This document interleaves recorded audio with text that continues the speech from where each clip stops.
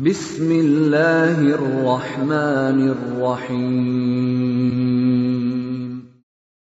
Waltakum minkum ummatun yad'una ilal khairi wa ya'muruna bil ma'rufi wa yanhauna 'anil munkar.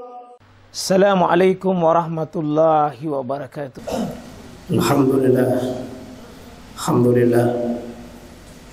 Alhamdulillahi rabbil alamin, alladzi ja'alana min ibadiy syakur, min ibadil mu'minin. Wa asyhadu an la ilaha illallah al-wahidul qahhar, iyyahu na'budu wa iyyahu nasta'in. Wa nusallimu ala rasulina al-imamul muttaqin wa imamul mursalin, sallallahu alaihi wa alihi wa sahbihi wa mawala. Allahumma inna nas'aluka ilman nafi'a wa rizqan thayyiban wa amalan mutakabbala. Allahumma arinal haqqa haqqan warzuqna tiba'ah wa batila batilan warzuqna ijtinabah.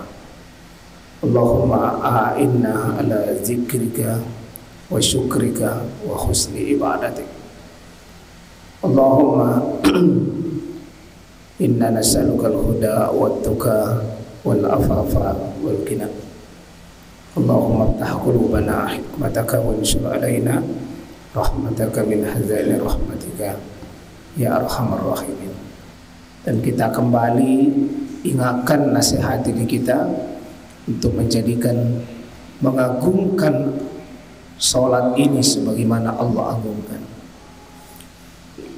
Berikan nilai salat dalam posisi hidup kita itu maha penting.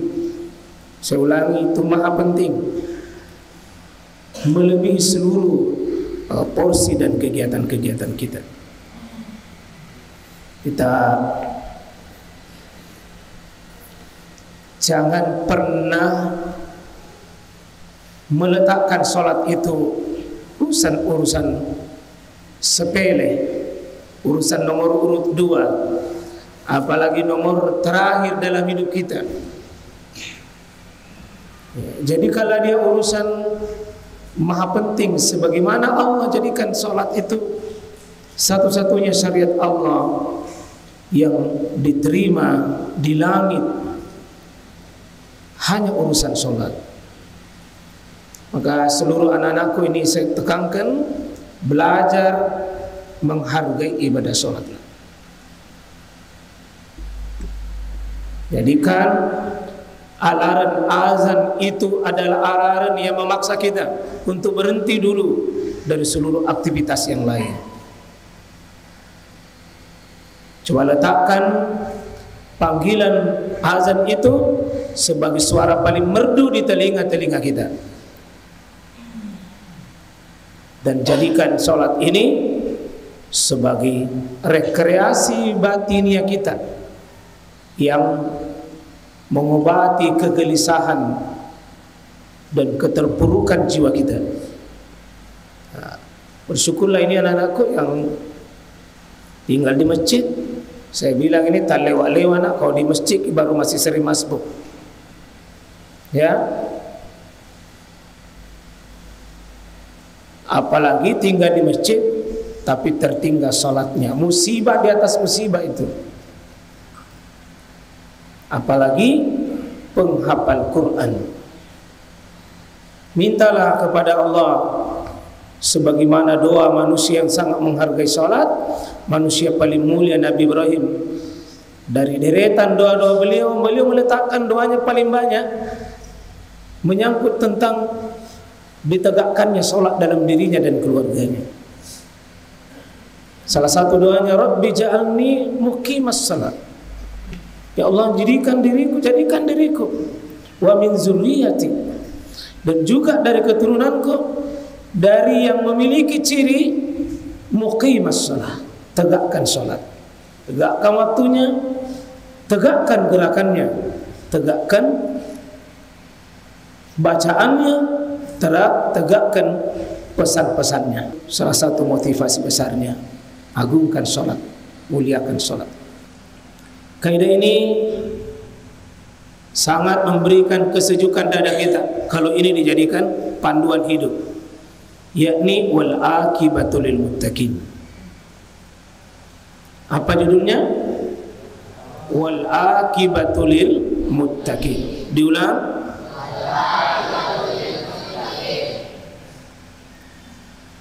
Ini sebuah kaidah yang agung yang membuat hati kita itu diobati dengan dan akibat. Ini akibat. Perhatikan akibatnya bagi orang-orang bertakwa. Ketika Allah mengatakan wal akibatul lil muttaqin, perhatikan kesudahannya. Lihatlah orang bertakwa itu di akhir hidupnya. Bagaimana dampak terakhirnya? Kalau orang menempuh jalan takwa, pasti kebaikan, pasti kebaikan, pasti kebaikan. Ayat ini luar biasa memberikan spirit besar. Wal aqibatu lil muttaqin, pasti akibat baik, nasib yang baik, terhormat, mulia, ujungnya nasibnya orang lil muttaqin pasti terhormat, pasti baik. Kita akan bedah nanti ayat-ayat begini Al-Quran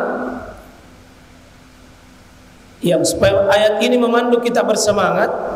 Kalau saya memilih bertakwa, pasti baik, pasti baik, pasti baik, pasti baik. Sebaliknya, sering juga ayat Al-Quran, fanzuru kaifa kana akibatul mujrimin. Perhatikanlah bagaimana kalian memandang, perhatikan orang-orang mukadzibin atau mujrimin, orang-orang yang sebaliknya ini, orang-orang durhaka, ahli maksiat, menentang Allah, durhaka kepada Allah. Akibat kedurhakaan, kata Allah, fanzuru, coba tatap juga, coba lihat dan perhatikan. Pasti selalu nasib yang buruk, pasti selalu nasib yang malang, pasti selalu nasib yang menyedihkan, dan pasti selalu nasib yang membuat kecewa dan menyesal ketika menempuh jalan wal akibatul lil mujrimin atau mukadzibin. Tapi kalau ini ujungnya pasti baik, ujungnya pasti baik. Kita ulangi apa judulnya? Wal akibat. Nanti kita akan lihat bagaimana penerapan dalam hidup. Ini kaidah sangat besar. Kalau ada dua pilihan di depan kita, bimbingan takwa kita, bimbingan takwa dan ajakan nafsu. Jika kita memilih nafsu, perhatikan akibatnya orang yang memilih nafsu durhaka, pasti penyesalan, pasti penyesalan. Tapi kalau kita memilih hidup yang muttaqin, mungkin memang ada bebannya, beratnya dulu awal, tapi pasti itu berakhir dengan selalu baik.